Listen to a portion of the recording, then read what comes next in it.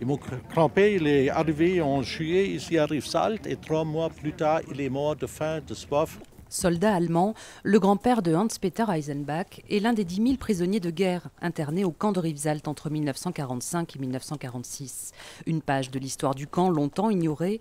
463 soldats allemands y sont morts. Une stèle vient d'être dévoilée en leur mémoire en présence de l'ambassadeur d'Allemagne, impensable encore il y a quelques décennies. L'humanité, c'est qu'il faut commémorer tous les morts. Et dans ce sens, je pense que c'est pas l'affaire principale ici, mais ça fait partie de l'histoire et c'est bien qu'on ne l'oublie pas. Mais faire admettre la présence d'une stèle en mémoire de soldats allemands n'allait pas de soi.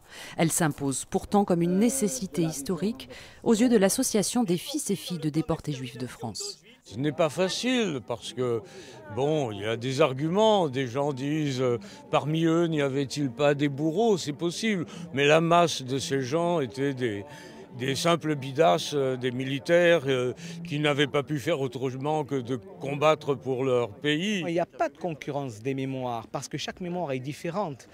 C'est comme une grande pièce de théâtre, il y a une unité de lieu, une unité de temps, mais la douleur pour tout un chacun qui est passé par là, elle est une et indivisible. Et cette mémoire-là, c'est ce qui manquait un peu pour refermer ce grand livre de l'histoire du camp de Rivesaltes. Le défi est désormais de faire cohabiter toutes ces mémoires et toutes les souffrances de ces hommes et femmes, tziganes, républicains espagnols, juifs, harkis ou prisonniers de guerre, tous ces indésirables internés au camp de Rivesaltes.